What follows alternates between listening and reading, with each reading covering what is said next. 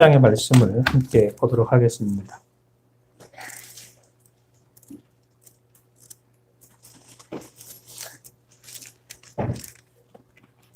창세기 27장 18절에서 28절까지의 말씀을 저와 여러분이 한 절씩 교독을 하겠습니다. 18절입니다. 야곱이 아버지에게 나아가서 내 아버지여 하고 부르니 이르되 내가 여기 있노라 내 아들아 너가 누구냐?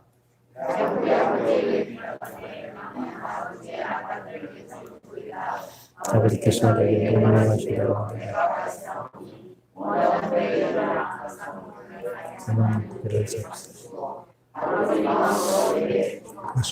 이삭이 그의 아들에게 이르되 내 아들아 너가 어떻게 이같이 속히 잡았느냐. 그가 이르되 아버지 하나님 여호와께서 나로 순조롭게 만나게 하셨습니다.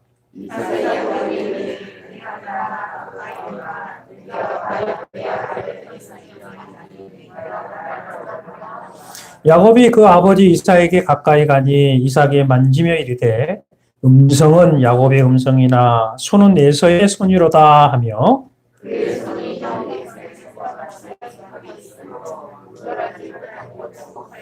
이삭이 이르되 너가 참 내 아들이냐 에서냐 그가 대답하되 그러하니이다.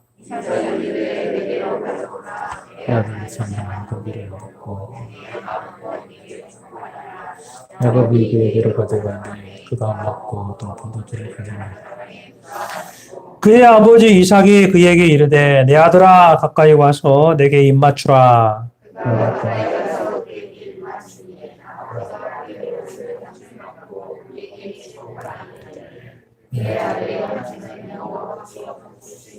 같이 읽습니다. 하나님은 이 하늘의 이삭과 땅의 기름짐이며 풍성한 곡식과 포도주를 내게 주시기를 원하노라. 아멘.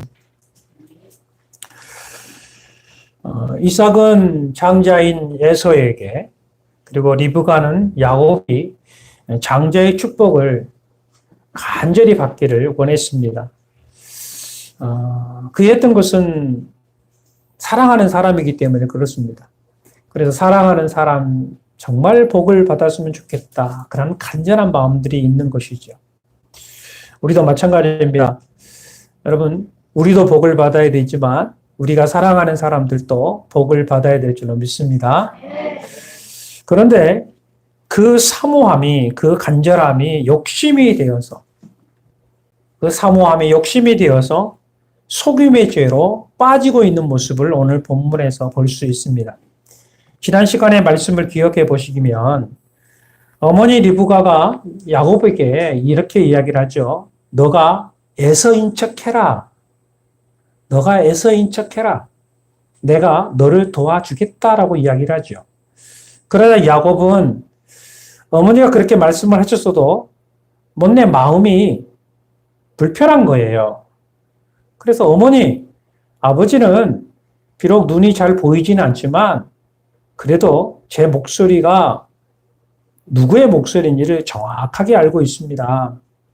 그럼 분명 내 목소리로 이야기하면 아버지가 나가 야곱인 줄 알 터인데 도리어 축복이 아니라 저주가 선포될까 두렵습니다. 라고 이야기를 하죠. 그래서 결국은 뭐냐면 야곱은 아버지를 속이는 그 자체가 마음에 걸렸던 거예요. 그래서 그게 저주가 될 것 같은 생각이 들었던 것입니다. 그렇지만 어머니는 계속해서 주장을 하죠. 아니다. 만약 너에게 저주를 내린다고 한다면 그 저주는 나에게 올 것이다. 그러니 너는 내 말대로 해라 라고 일을 시작을 한 거예요. 그 이후에 야곱은 어머니의 말대로 행동을 합니다. 18절에서 20절 우리가 읽었지만 세번역 성경에 이렇게 기록이 되어 있어요. 여러분 본문을 보면서 세번역은 어떻게 기록이 되어 있는가를 보십시오. 야곱이 아버지에게 가서 아버지 하고 불렀다. 그러자 이삭이 나 여기 있다 아들아 너는 누구냐 하고 물었다. 야곱이 아버지에게 말하였다. 저는 아버지의 맏아들 에서입니다. 아버지께서 말씀하시는 그대로 하였습니다. 이제 일어나 앉으셔서 제가 사냥하여 온 고기를 잡수시고 저에게 마음껏 축복하여 주시기 바랍니다. 이삭은 아들에게 물었다. 얘야, 어떻게 그렇게 빨리 사냥거리를 찾았느냐? 야곱이 대답하였다. 아버지께서 섬기시는 주 하나님이 일이 잘 되게 저를 도와주셨습니다. 이렇게 기록을 하고 있어요. 좀 더 쉽지요, 성경이. 그래서 세번역 성경을 여러분들이 한번 구입을 해서 읽으시면 굉장히 성경을 재미있게 더 구체적으로 읽을 수가 있습니다. 이삭은 노쇠하여 앞을 잘 보지 못했습니다. 그래서 유일하게 이제 듣는 거에 대해서 의존할 수밖에 없었죠. 그래서 야곱이 들어왔을 때에 아버지가 말을 합니다. 너가 누구냐? 너가 누구냐? 그랬더니 하는 말이 맏아들 에서입니다. 라고 이야기를 하는 거죠. 여기서 맏아들 에서입니다. 라고 말하는 그 야곱이 오늘 본문에서 세 가지 거짓말을 하고 있어요. 첫 번째 거짓말은 내가 맏아들 에서입니다. 라는 거짓말을 했어요. 두 번째 거짓말은 자기가 고기를 직접 사냥해서 요리를 했다라고 거짓말을 하는 거예요. 세 번째 거짓말은 하나님이 사냥감을 순적히 잡도록 도와주셨다라고 거짓말하고 있는 것을 보게 되어져요. 조금 전까지만 하더라도 아버지를 속인다는 그 자체가 두려움이었고 혹시 저주가 될까 하는 그러한 두려움 속에 사로잡혔던 야곱이 여러분 오늘 본문에 찾아보면 그 야곱은 어디 갔는가? 전혀 두려워하는 마음도 없고 조금도 떨리지도 않고 내가 맏아들입니다. 내가 직접 잡아서 사냥해서 고기를 요리를 했습니다. 특별히 하나님의 이름을 거느물거리면서 하나님께서 일이 잘 되게 해주셔서 하나님이 도와주셔서 이렇게 빨리 잡게 되었다라고 이야기하고 있는 야곱의 모습을 여러분 우리는 어떻게 생각해야 될까요? 하나님의 이름을 들먹이면서까지 거짓을 말하고 있는 그 야곱의 모습. 어쩌면 현대에 살고 있는 그 현대인의 모습 속에서 이 모습을 발견할 수 있지 않을까 싶은 생각이 들어요. 오늘 우리 사이에 이런 일들이 많이 일어나고 있죠. 내가 하나님하고 얼마나 가까운지 알아? 라고 하면서 하나님을 대해서 함부로 말을 하고 있는 사람도 있죠. 하나님의 이름으로 사업을 한다고, 교회 이름으로 사업을 한다고 사업을 해놓고 온갖 못된 짓을 하고 있는 그러한 사람들도 있지요. 교회라는 간판, 목사라는 타이틀을 걸어놓고 온갖 못된 짓을 하면서 사회의 비난과 손가락질을 받고 있는 현 시대의 모습. 지금 현재 우리 주변에 이런 일들이 얼마나 많은지 몰라요. 그들은 다 똑같아요. 주의 이름이에요. 주의 이름으로 한다. 하나님의 이름으로 한다. 교회의 이름으로 한다. 라고들 하지요.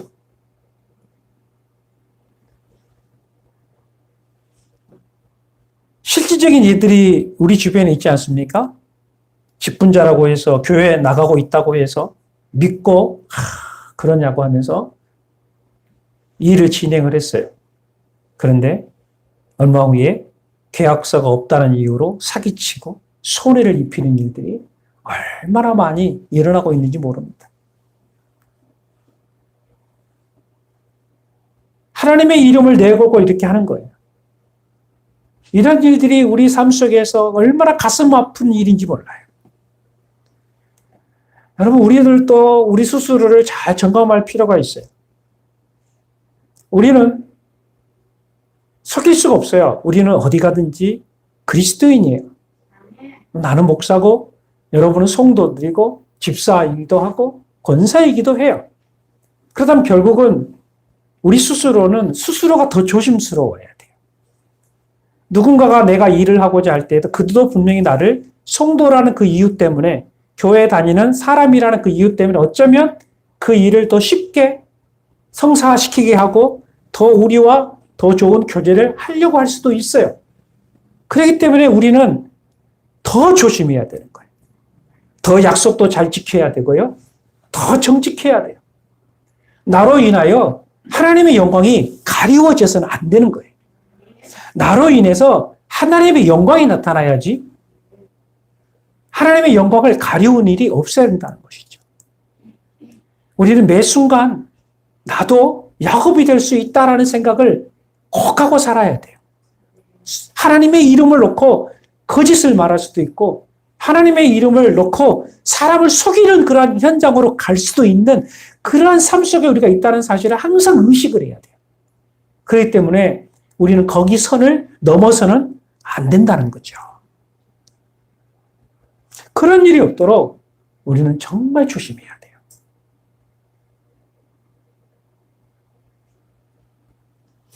(21절에서 23절의) 말씀을 제가 세 번역으로 읽어드리겠습니다. 보십시오. 본문을. 이삭이 야곱에게 말하였다. 애야, 내가 너를 좀 만져볼 수 있게 이리 가까이 오너라. 너가 정말로 나의 아들 에서인지 좀 알아보아야겠다. 야곱이 아버지 이삭에 가까이 가니 이삭이 아들을 만져보고서 중얼거렸다. 목소리는 야곱의 목소리인데 손은 에서의 손이로구나.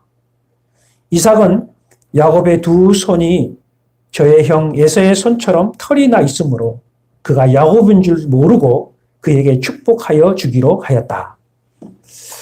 여러분, 본문이 바로 이렇게 기록을 하고 있는 거예요. 뭔가 이삭은 이상한 거예요. 이상함을 느꼈어요. 여러분, 이삭이 야곱과 에서를 60년 넘도록 키웠어요. 60년 넘도록 키웠단 말이에요. 옆에서. 그러면 여러분 목소리 모르겠습니까? 알죠? 그런데 이삭은 뭔가가 이상한 거예요. 뭔가 이상한 거예요.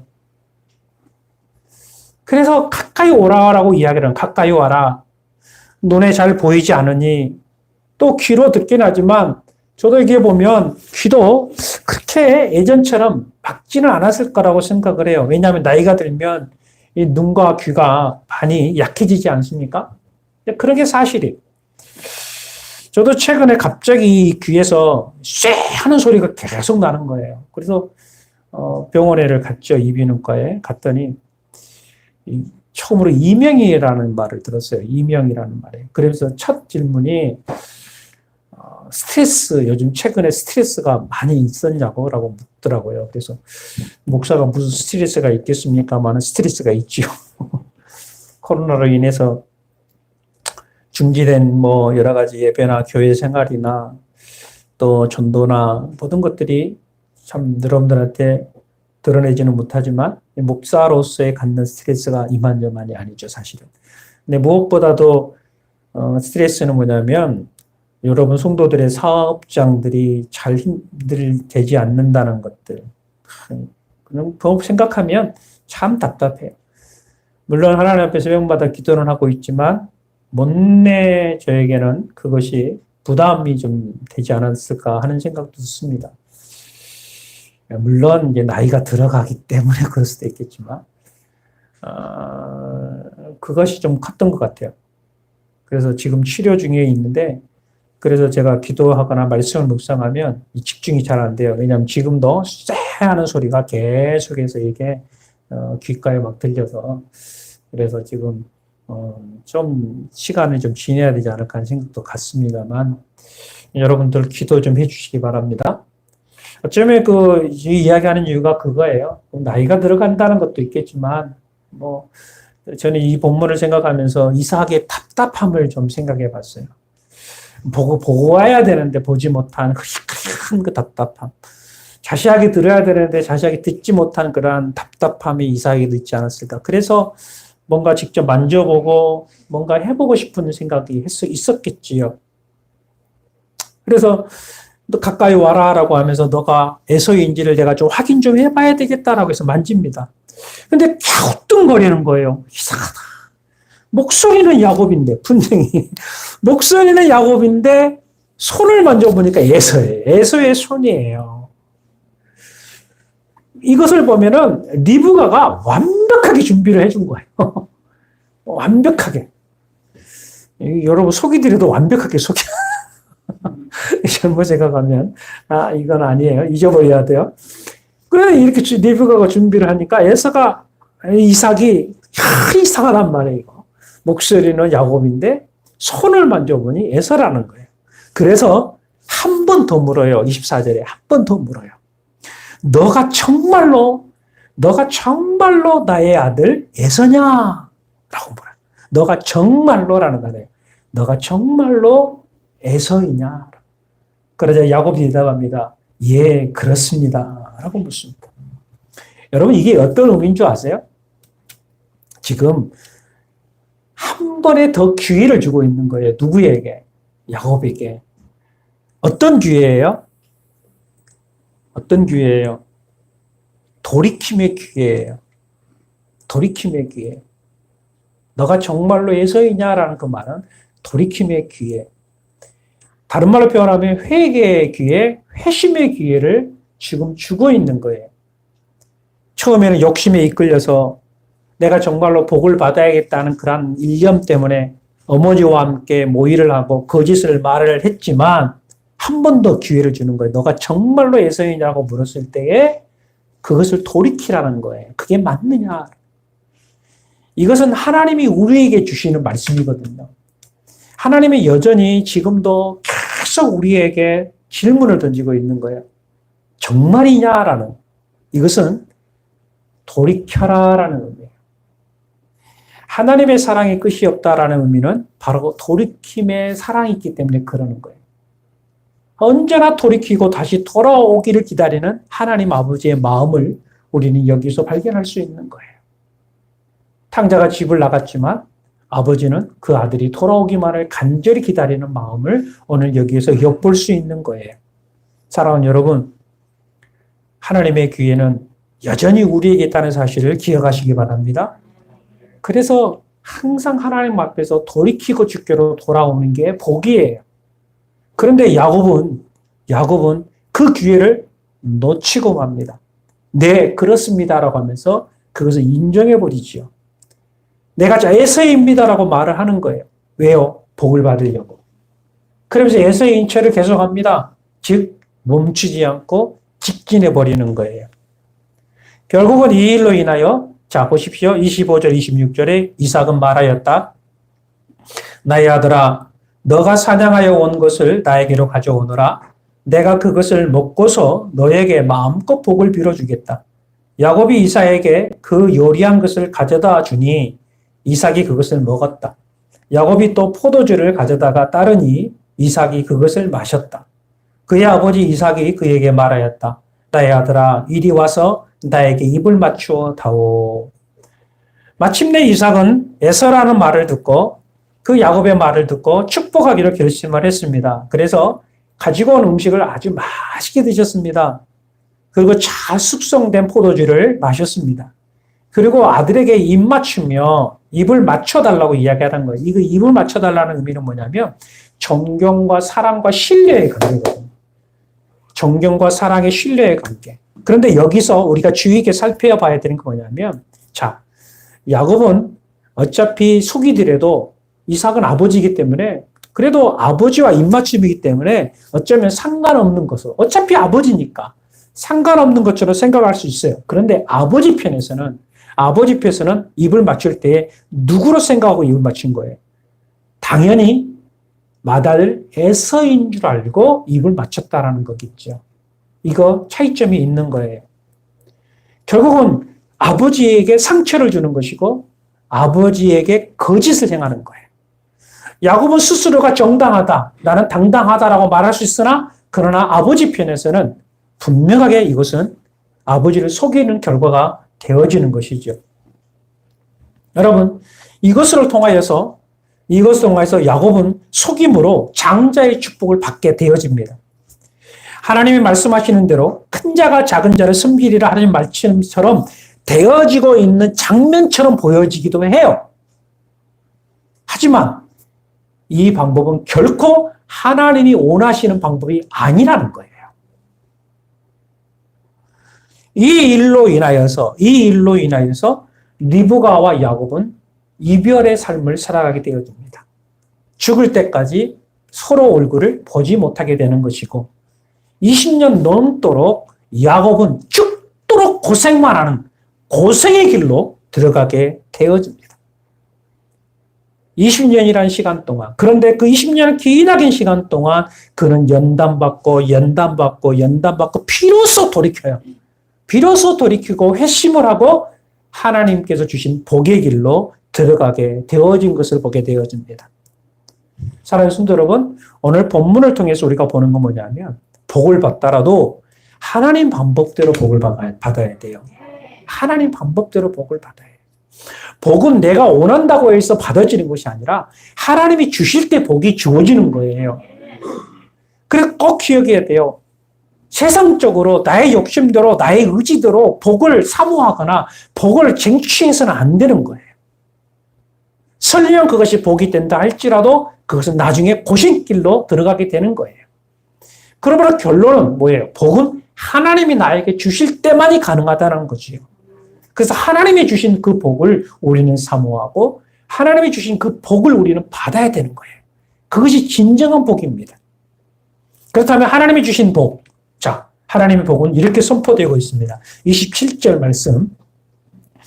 야곱이 가까이 가서 그에게 입맞추었다. 이삭이 야곱의 옷에서 나는 냄새를 맡고서 그에게 복을 빌어주었다. 나의 아들에게서 나는 냄새는 주님께 복받는 밭의 냄새로구나. 아멘. 여기서 보면 나의 아들에게서 나는 냄새는 주께서 복받은 밭의 냄새로구나. 이 말의 의미는 뭐냐면 여러분 이것을 냄새, 복받는 냄새라는 것은 예서편에서 볼 때에 들의 사람이었잖아요. 그래서 옷을 입고 가나안 온 들녘을 뛰어다녔다는 말이에요. 이 말의 의미를 영적으로 보면 뭐냐면 가나안의 들판에서 누리며 그 가나안의 들판이 주는 복의 냄새라는 거죠. 이 말은 또 나가서 나의 아버지 아브라함과 언약을 맺었던 하나님, 나의 아버지 아브라함과 언약을 맺었던 하나님 어떤 언약입니까? 가나안 땅을 너와 내 후손에게 줄 것이다. 이 가나안 땅 전체를 의미하는 것이죠. 그러므로 그 향기는 가나안 대지의 향기. 하나님이 언약으로 복 주시는 그 가나안 대지의 향기. 그리고 아버지 아브라함과 함께 거닐려서 그 가나안 땅을 뒤덮던 숲의 냄새, 땅의 냄새, 들의 냄새. 이것이 이삭은 맡은 거예요. 비록 지금은 눈이 어두워서 쇠약해서 그 가나안 들녘을 거닐지는 못하지만 과거 나의 아버지 아브라함과 함께 보았던 그리고 함께 누렸던 그 가나안 온 땅의 들녘의 냄새, 이것이 바로 하나님의 은혜였다는 거죠. 그 은혜가 내게 있구나라고 하면서 그것이 추억하면서 감사함이 넘친 거예요. 그 감사함으로 이삭은 축복을 하고 있는 거예요. 그러면서 그 축복이 28절입니다. 같이 읽습니다. 28절 시작. 땅의 기름짐이여 풍성한 곡식과 포도주를 내게 주시기를 원하노라. 아멘. 하나님은 하늘에서 이슬을 내려주시고 땅을 기름지게 하시고 곡식과 새 포도주가 너에게 넉넉하게 하실 것이다. 아멘. 이런 축복이에요. 여러분 팔레스타인 지역은 매우 건조하고 가뭄이 많은 지역이었습니다. 흉년도 있었어요. 그런데 유일하게도 이 가뭄과 흉년을 이겨낼 수 있었던 방법은 뭐냐면 새벽마다 일기차원이 있어서 기온 차이가 있어서 이슬이 내렸어요. 새벽마다 이슬이 내렸어요. 그 이슬로 인하여서 밤에 내리는 새벽에 내리는 그 이슬로 인하여 온 대지의 식물, 채소, 나무들이 살아날 수 있었다는 이야기죠. 이것이 바로 하나님은 하늘에서 이슬을 내려주시고 땅을 기름지게 하시고 이거거든요. 이렇게 하는 것처럼 하나님께서 복을 너에게 주실 것이다. 땅의 기름짐, 즉 비옥한 옥토를 이야기하고 있어요. 많은 수확을 얻게 할 것이다. 그리고 너의 삶의 풍요로움으로 채워질 것이다. 너가 하는 그 모든 곡식이나 포도주가 가득가득 넘쳐나게 될 것이다. 이게 바로 땅의 기름진 축복입니다. 내가 하나님께서 너에게 땅의 기름진 축복을 주기를 원하노라 라는 거예요. 땅의 기름진 축복. 여러분 우리에게 정말 이와 같은 복이 임하게 될 줄로 믿습니다. 이 땅의 기름진 복을 하나님이 우리에게 주시는 거예요. 그리고 29절 말씀 보면 여러 민족이 너를 섬기고 백성들이 너에게 무릎을 꿇을 것이다. 너는 너의 친척들을 다스리고 너의 어머니의 자손들이 너에게 무릎을 꿇을 것이다. 너를 저주하는 사람마다 저주를 받고 너를 축복하는 사람마다 복을 받을 것이다. 아멘. 앞에 9절에서 보면 28절에서 보면 이 부분은 땅의 물질의 축복이었다고 한다면 오늘 본문의 말씀에서는 바로 영적인 축복을 부여하고 있는 것을 보게 되어져요. 너의 후손들이 선민이 되어서 하나님의 선민이 되어져서 택정함을 받고 만민으로부터 우러름을 당하게 되어지고 너가 복에 있는 사람임을 알게 할 것이다. 그리고 뿐만 아니라 너의 후손들은 제사장 나라가 될 것이다. 제사장 나라가 될 것이다. 그리고 여기에서 가장 중요한 게 있어요. 바로 너의 후손 가운데 메시아, 예수 그리스도가 탄생하게 될 것이다.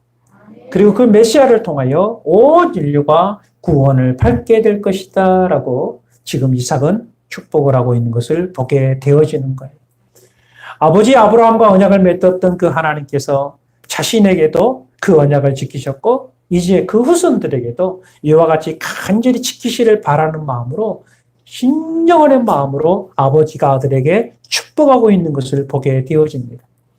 여기서 참으로 다시 한번 우리에게 귀하게 보여주는 단어가 너를 저주하는 자에게 뭐라고요?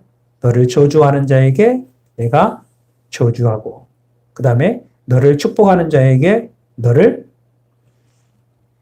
복되게 할 것이다. 바로 이 부분이야. 너를 저주하는 사람마다 저주를 받고 너를 축복하는 사람마다 복을 받게 할 것이다. 이것이 바로 하나님 백성들이 당당히 해야 될 이유가 바로 여기 있습니다. 하나님 백성들은 하나님께서 복 주시는 사람이기 때문에 나를 축복하는 사람은 그에게 복이 임하고 나를 저주하는 사람에게는 도리어 그 사람에게 저주가 임하는 거예요. 여러분 이 말의 의미는 이거예요. 내 자녀에게 누군가가 욕을 퍼부으면 여러분 부모가 허허허 웃을 부모 있습니까? 기를 쓰고 달려들고 당신이 뭔데 내 자식에게 욕을 퍼붓냐고. 그렇죠. 어떤 사람이 내 자녀에게 축복을 해주면 감사하다고. 그게 바로 부모의 마음이에요. 지금 여기에서 우리를 향한 하나님의 마음이 들어있는 거예요. 그만큼 여러분들은 소중한 사람이고 여러분은 복된 사람인 줄로 믿습니다. 그러므로 여러분 스스로가 다 하나님의 복된 사람이라고 한다면 여러분 우리 모든 스스로 축복해주는 사람이 되어야 돼요. 복받는 사람이기 때문에 축복해줘야 돼요. 그러니까 서로가 서로를 축복해줘야 돼요. 특별히 우리 성도들은. 왜? 내가 축복하게 되면 그 축복이 누구에게 돌아와요? 그에게도 가지만 나에게도 돌아오는 거예요. 그러니 우리는 서로가 서로를 축복을 해줘야 돼요. 여러분 이번 주 설날이 돌아오게 되어집니다. 가족 간에 모임을 갖게 되죠. 형제들끼리 여러분 마음껏 축복해 주시기를 바랍니다. 특별히 부모는 자녀에게 축복해 주셔야 돼요. 설날은요, 부모는 자녀에게 축복을 해줘야 돼요. 내 사랑하는 자녀들에게 하늘의 기름진, 땅의 기름진 복과 땅의 신령한 복이 있기를 원하노라 라고 축복해 주셔야 돼요. 그런데 우리가 사용하고 있는 단어 중에 잘못된 단어가 하나 있어요. 자식이 부모에게 복 많이 받으세요. 이거는 잘못된 단어예요. 자녀는 부모에게 복 많이 받으세요라고 축복할 수 없어요. 이해되세요? 축복은요, 위에서 내리는 것이지, 위에서부터 내려오는 것이지, 밑에서부터 올라가는 게 아니에요. 근데 우리는 그거를 용어를 많이들 잘못 오해를 하고 있어요. 그래서, 부모를 통해서 자식에게 축복이 오는 거지, 자녀를 통하여 부모에게 축복 가는 거 아니에요. 그렇다면, 자녀가 부모에게 하는 것은 뭐냐면, 부모님, 어머니 우리에게 복 주셔서 감사합니다. 우리를 사랑해 주셔서 감사합니다. 제가 계속해서 기도하겠습니다. 라고 한다든지, 열심히 살아가겠습니다. 라고 한다든지. 이렇게 하는 게 맞습니다. 그러므로 우리는 서로가 서로를 축복하고 또 부모가 자식을 축복을 할 때는요, 제사장적 권위를 가지고 축복하십시오. 제사장적 권위를 가지고 축복을 하셔야 돼요. 그것이 하나님이 주신 여러분들이 주신 권세예요. 그래서 부모는 자녀에게 머리에 손을 얹고 축복할 수 있습니다. 이게 성경적인 말씀이에요. 그 당당함을 가지고 여러분들이 복 주셔야 돼요. 자식들 눈치 보지 말고 정확하게 축복하셔야 돼요. 너에게 복이 있기를 원하노라. 내가 너를 축복한다. 라고 하면서 축복을 선포할 수 있어야 돼요. 그렇다면 저와 여러분들에게 하나님의 큰 복이 주어질 줄로 믿습니다. 저는 목사로서 하나님 주신 권세를 가지고 여러분을 축복하는 거예요. 그게 바로 영적인 축복입니다. 여러분들에게 복이 넘쳐나기를 축복합니다. 30절 말씀 봅니다. 이삭은 이렇게 야곱에게 축복하여 주었다. 야곱이 아버지 앞에서 막 물러나오는데 사냥하러 나갔던 그의 형 에서가 돌아왔다. 이게 참 희한하죠. 나가자마자 들어오는 거예요. 야곱이 나가자마자 에서가 들어왔어요. 간발의 차이로 두 사람이 부딪히지 않고 이렇게 들어왔어요. 이것은 뭐냐면 앞으로 이 어떻게 될 것인가에 대한 그것을 그림을 그려주고 있는 거죠. 과연 어떻게 될 것인가? 에서와 이삭의 반응은 어떠할까? 에서는 사냥하여 잡은 고기를 맛있게 요리를 해서 아버지께 가져왔습니다. 그러자 이삭이 묻습니다. 너는 누구냐? 그러자 아버지의 아들, 맏아들 에서입니다. 라고 이야기를 하는 거예요. 자, 33절 보세요. 이삭이 크게 충격을 받아. 이렇게 말합니다. 33절. 이삭이 크게 충격을 받고서 부들부들 떨면서 말을 더듬거렸다. 이게 아버지의 마음. 이삭이 크게 충격을 받고서 부들부들 떨면서 말을 더듬거렸다. 그렇다면 너가 오기 전에 나에게 사냥한 고기를 가져온 게 누구란 말이냐?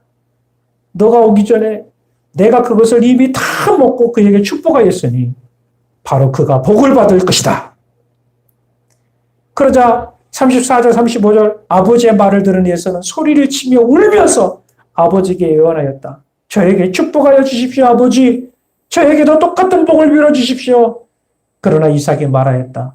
너의 동생이 와서 나를 속이고 너가 받을 복을 가로챘구나. 참으로 이 비통한 현장을 우리가 목도합니다. 소리 내면서 크게 소리 내면서 피통하게 울부짖는 에서의 모습을 보게 됩니다. 부들부들 떨면서 내가 축복을 잘못해 주었나 하면서 고통스러운 아버지의 모습을 발견할 수 있습니다. 그 에서의 그 비통함은 축복권을 상실한 데에서 오는 절망감이라고 볼 수 있어요. 에서 편에서 볼 때는 참으로 안타까운 모습이다라고 우리는 발견할 수 있습니다. 이것이 진짜 막장 드라마죠. 둘째가 형이라고 생각하고 그냥 유산을 다 챙겨가지고 도망가 버린 건데 이거 막장 드라마 아니겠습니까? 그러니 뭐 형에서는 이제 막 속에서 부글부글 끓어오르죠. 그래서 내가 동생을 죽이겠다라고까지 이야기를 합니다. 여러분 여기에서 우리가 한 가지 분명하게 봐야 될 것이 무엇이냐 하면 바로 에서입니다. 부들부들 떨면서 분노하고 있는 그 에서에게서 부정할 수 없는 한 가지 사실이 있어요. 그것이 뭐냐면 창세기 25장 33절과 34절에 기록된 말씀이에요. 이것을 꼭 기억 보셔야 돼요. 25장 33절, 34절 말씀 보세요. 에서와 야곱의 대화의 장면입니다. 야곱과 에서의 대화예요. 야곱이 말하였다. 나에게 맹세부터 하시오. 그러자 에서가 야곱에게 맏아들의 권리를 판다고 맹세하였다. 야곱이 빵과 팥죽 얼마를 에서에게 주니 에서가 먹고 마시고 일어나서 나갔다. 에서는 이와 같이 맏아들의 권리를 가볍게 여겼다. 아멘. 성경은 이 부분을 명확하게 기록을 해놓고 있어요. 어떻게? 에서는 맏아들의 권리를 가볍게 여겼더라. 분명하게 이것을 기록하고 있다는 이야기예요. 에서는 맏아들의 권리를 가볍게 여겼다. 이 말은 스스로 복을 차버린 행위라는 거예요. 지금 현재 에서가 이렇게 된 이유, 그 이유는 뭐였느냐 하면 사실은 야곱이 속인 것보다 이미 에서는 그 권리를 스스로가 포기해버린 결과가 만들어낸 일이다라는 거예요. 이걸 놓치면 안 돼요. 그래서 에서에게서 그 복이 넘어가 버린 거예요. 자, 또 한 가지. 에서가 이야기합니다. 아버지, 그 야곱에게 해줬던 그 복을 똑같이 나에게도 해주십시오. 라고 하는 거잖아요. 여러분, 우리는 그렇게 생각하지, 우리도 그렇게 생각하죠. 어차피 어차피 복이라는 게 뭐냐면 큰아들에게 축복해주고 작은아들에게 축복해주는 거 여러분 뭐 이게 어려운 일이에요? 내가 아버지로서? 그렇잖아요. 내가 뭐 하늘의 복, 하늘의 땅의 기름진 복과 그 땅의 기름진 복, 하늘의 축복이 있기를 원하노라. 얘도 너희도 똑같이 땅의 기름진 복과 땅의 하늘의 신령한 복이 임하기를 원하노라. 같잖아요. 이렇게 할 수 있잖아요. 그래서 에서는 그것을 원했어요. 그렇게 해주기를 바랬죠. 그럼에도 불구하고 아버지 이삭은 어떻게 이야기하냐면 안 된다. 내가 너에게 더 이상 축복해 줄 것이 없다. 이미 축복 끝났다는 거예요. 더 이상 해줄 것이 없다. 이게 무슨 말이에요? 굉장히 매정한 아버지거든요. 더 이상 해줄 축복이 없다는 거. 해주면 되지 왜 못해요? 이유가 무엇일까? 여러분 여기서 중요한 것을 가르쳐주고 있어요. 이것은 뭐냐면 아버지가 아들에게 축복을 해주는 것은 사람이 사람에게 축복하고 있는 것처럼 보이지만 사실 이 축복은요. 하나님의 이름을 빌어서 하는 축복이기 때문에 하나님의 복을 의미하는 거예요. 그래서 하나님의 복은 인간의 의지로 바꿀 수도 없고 할 수도 없다는 것을 가르쳐주고 있는 거예요. 이삭은 야곱보다 에서를 더 사랑했어요. 사실이잖아요. 그럼 인간적으로 에서에게 복 줄 수도 있어요. 그럼에도 불구하고 이삭은 더 이상 너에게 내가 해줄 복이 없다. 이 말은 뭐냐면 하나님께서 주실 복이 없다라는 거예요. 복의 주관자는 누구냐 하면 하나님이십니다. 복의 주관자는 하나님이세요. 하나님만이 우리에게 복을 주실 수 있어요. 이 사회가 내가 알고 있는 어떤 사람이, 재능 있는 사람이, 돈 있는 사람이 나에게 복을 주지 못합니다. 하나님이 허락할 때에 하나님이 인정하실 때만이 나에게 복이 오는 거예요. 그러므로 우리가 힘들다고 해서 어렵다고 해서 여유가 없다고 해서 하나님을 가볍게 여기고 하나님을 떠나거나 아니면 그래도 내가 여유가 있고 그래도 내가 가질 걸 가지고 있다고 해서 하나님을 가볍게 해버리는 행위가 되게 한다면 여러분 우리는 복과는 멀어지는 거예요. 그러나 그 어떤 환경 속에서도 하나님을 인정하고 하나님을 사모하고 하나님을 간절히 찾는다고 한다면 주변의 상황과 환경들이 아무리 요동치고 풍랑이는 바다처럼 죽이려고 달려온다 할지라도 하나님의 복이 임합니다.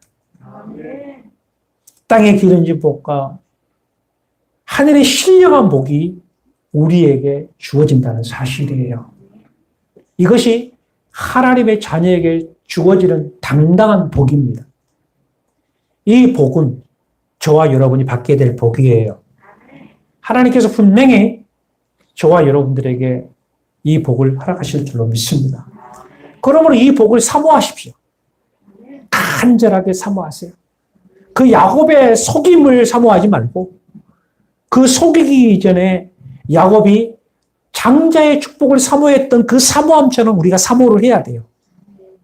에서처럼 그 복을 멸시하거나 경솔하게 여기서는 안 돼요.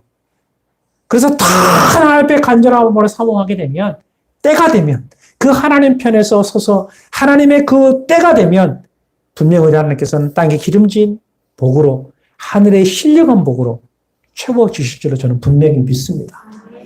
그래서 지금은 희미하게 보이고 지금은 뭔가 될듯 말듯하게 보이겠지만 그러나 저는 기대합니다. 앞으로 5년 후, 앞으로 10년 후 하나님께서 큰 복을 주셔서 우리 열방교회 안에 큰 거부, 갑부들이 일어나게 될 줄로 믿습니다. 그래서 우리 스스로가 그 같은 고백이 저는 일어나게 될 줄로 믿습니다. 목사님 말씀대로 이러같이 제가 복을 받았네요. 할렐루야 하면서 감사하는 일이 넘쳐나게 될 줄로 믿습니다. 저는 이 시간 마지막 담임 목사의 권위로 하나님이 주신 담임 목사의 권위로 여러분을 선포합니다. 여러분들에게 복이 있을지어다. 하늘의 복과 신령한 복이 여러분에게 있을지어다. 여러분 이 믿음을 가지고 오늘 한 주간도 힘을 내서 힘차게 살아가시기를 바랍니다. 기도하십시다. 내 앞에 기도합니다.